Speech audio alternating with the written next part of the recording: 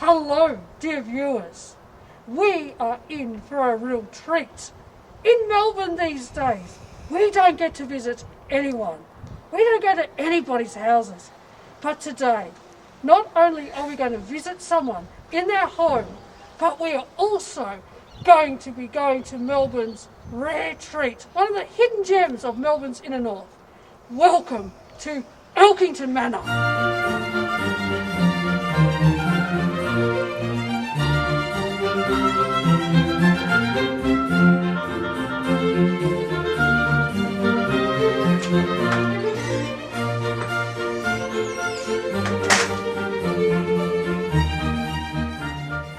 Welcome, lady.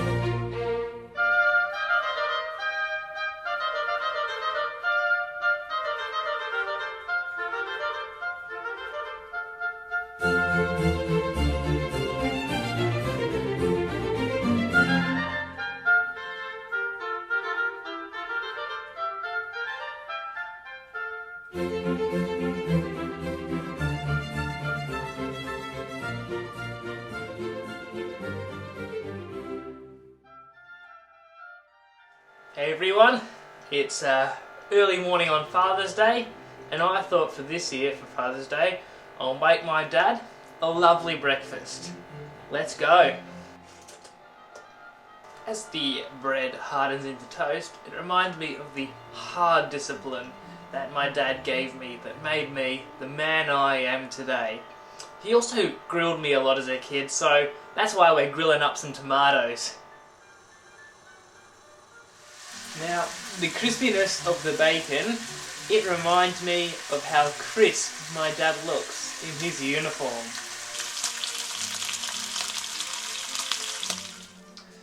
Now here's a favourite, the golden hash brown. It reminds me of my father's golden hair. So when I was a kid, my dad called me many names, including silly sausage. So, for that reason, I'm gonna cook him some sausages. Now, did your dad call you a silly sausage? My dad called me many names like Nong, Pig, Snail. Now, we can learn from the humble egg that while it has a bland exterior, it has a heart of gold, just like our dad's.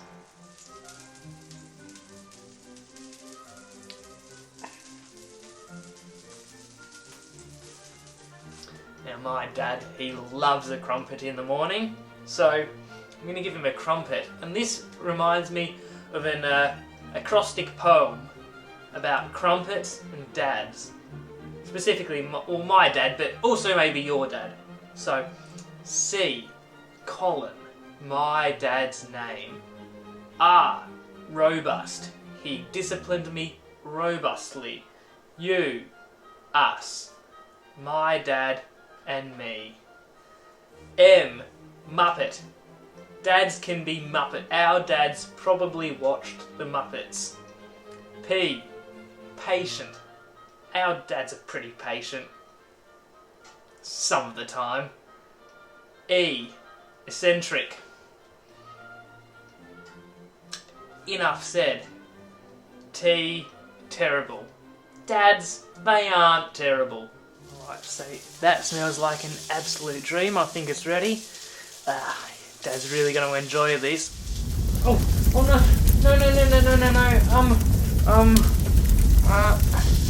I'll just make him a cup of tea instead. John chapter 14 verses 1 to 4. Do not let your hearts be troubled. Trust in God, trust also in me. In my Father's house are many rooms. If it were not so, I would have told you. I am going there to prepare a place for you. And if I go and prepare a place for you, I will come back and take you to be with me, that you may also be where I am. You know the way to the place where I am going." There's a mansion in heaven Jesus went to prepare, ready to welcome his chosen bride. That's the place where I long to abide. There will be no sorrow or sighing, no more sorrows or care. So be sure you are ready to meet me there. There's a mansion in heaven, there is a home bright and fair. Saints of the ages I there shall see. Jesus himself will be welcoming me on that day when angels are shouting and the trumpet will blare. So be sure you are ready to meet me there. Well, hello and welcome to Elkington Manor. Happy Father's Day to all the dads watching today. I'm going to tell you a little bit about an overseas holiday that Colin and I enjoyed in 2018. We had a holiday of a lifetime. We went to the UK and Europe, which was just a fantastic experience. When we arrived in the UK, we did a short 6-day tour of the UK. So that took us through England, up to Wales, then up to Scotland, then back down into England. When we went to York, we had a very special treat. The tour company we went with, they used to have these Be My Guest dinners. So they would take us to a private home. So rather than going to a well-beaten tourist sort of place, we would go somewhere a little bit off the beaten track. So when we were at York in England, they took us to this old English mansion. So what happened was we drove out into the country. The bus was just way too big to go down the beautiful long tree-lined driveway. So we all had to get out of the bus and walk. So we walked down this incredibly long driveway with all these beautiful English trees making a little arch. We walked through, and then when we got to the end of the driveway, it opened up into this magnificent garden and this beautiful English mansion. At the door, there was a lord and a lady waiting to see us. Now, what an experience for two Aussies who had never, ever met an English aristocrat ever. And so there was Lady Claire, and she was gushing, "Hey, welcome everyone!" And she ushered us into this magnificent hall, this incredible circular room with big antique furniture, with huge big vases of flowers, and all up the very high walls was this magnificent old artwork and this fantastic old circular staircase. It was a very interesting room. So of course you wanted to know where we were all from. So of course there were Americans, there were Canadians, a few Kiwis and a few Aussies. Now it turned out that Lady Claire particularly liked Aussies. So we were in favour. Then we got ushered into another room to the side. We all crammed into yet another room full of antique furniture, magnificent old artworks up and down the walls. And I'm not sure if there was, but in my imagination, I'm pretty sure there was one of those big old stag heads with the antlers. If it wasn't there, it was there in my imagination. It would have fitted well in that scene. And the old lord gave us a bit of a boring talk about the history of the house and how his wife was related to the Queen and about their pedigree and their title and all those things that I guess are important to the higher class in England. Well, eventually it came time for dinner. So we all sat at little tables that were scattered through the ground floor of the house. And of course, the Lady Claire had taken a bit of a shine to me because she liked Aussies, and I was an Aussie with a special diet. As it turned out, her daughter, who wasn't an Aussie, but also had a special diet, similar to mine, so we had something in common to talk about. Now, as I was eating my special diet food, I had a bowl of cold minted pea soup because it was the English summer and it was frightfully hot, you know. So I had to have this special food with Lady Claire sitting next to me, chatting away about Australia and about the drought and about all the things that she knew about Australia. I think it was quite amusing for the American family sitting opposite and the Canadian couple, because I think they were feeling blessed not to have so much attention with Lady Claire. It became apparent to me as I was conversing with Lady Claire that the upkeep of the house, it was very expensive, and they were getting along in years and they felt it was quite a burden to keep up with the expensive upkeep of this magnificent old house. And it seemed as if they liked to entertain coach loads of overseas tourists because it helped with the upkeep of the house, and it was really quite a stressful undertaking for them. I guess this reminded me of another mansion, and this is a mansion where there is no stress and there is no pretense, there is no worries at all. And this is a mansion where we all have an invitation to journey to.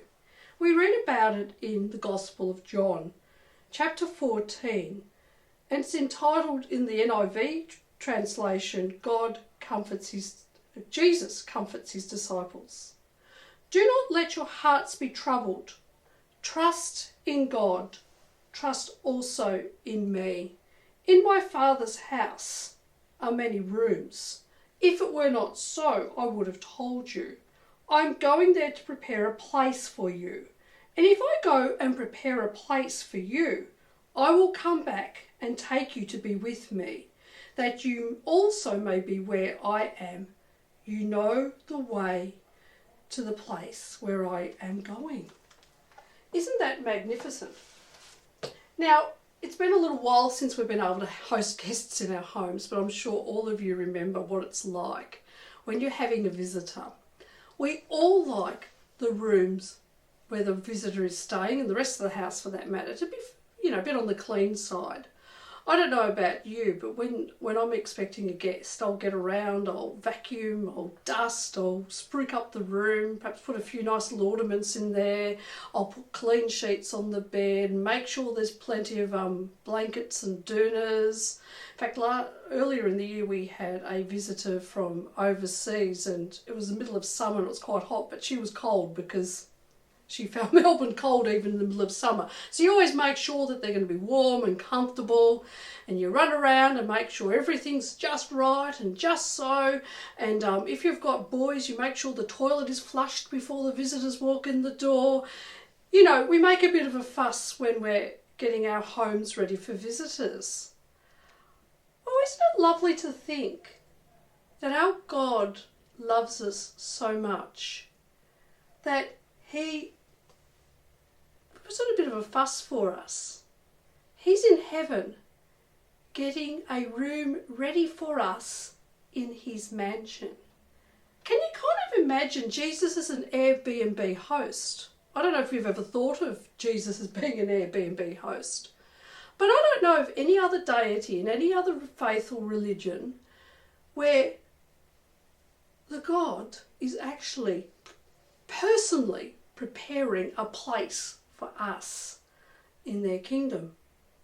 And that speaks how much God loves us, that he personally makes a fuss and is getting things ready for us in his mansion. He doesn't want us to worry about a thing. And in fact, this God loves us so much, he wants a relationship with us now. He wants us to feel at peace. He wants us to trust him with our lives. He wants us to share every little detail with him. He wants us to be reassured of his wonderful love for us, that he would go to the trouble to escort us into his kingdom and have a place for us in his heaven. So if you're facing any challenges or difficulties or worries, just remember Jesus, our Airbnb host, who loves us just so much that he's getting everything prepared and ready for us in heaven and looking after us in the now and the today. Now, to book a room on Airbnb, I know we haven't done it for a while because we're not allowed to, but you might remember those days where you go through and you scroll through all the rooms and all the cottages that's available for us to go and stay in. We go, oh, we like to look at that place, and the price is right. You use the app, you make the booking. If the host accepts you, you send the money. Well, the lovely thing about booking a place in the mansion in heaven with Jesus is we don't even need an app. We just need our faith. We just need to reach out to Jesus, accept his love into our lives, accept his offer of forgiveness for us, and he takes care of the rest. Isn't it wonderful that we have a God that loves us so much? And I'm really looking forward to spending eternity with him in his mansion, and naturally having my friends there from my church and beyond and all around the world who also love Jesus in that heavenly mansion. May God bless you, may you have a wonderful day, and may all our dads have a really top Father's Day.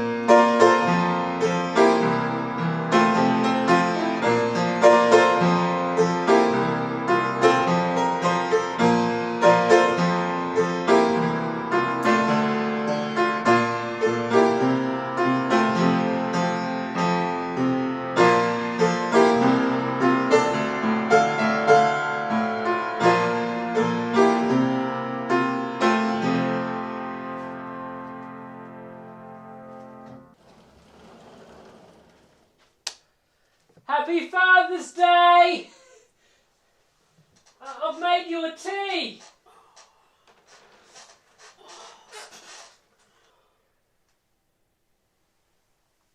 It's only 1 o'clock in the morning. Sorry about the kitchen. What's wrong with the kitchen?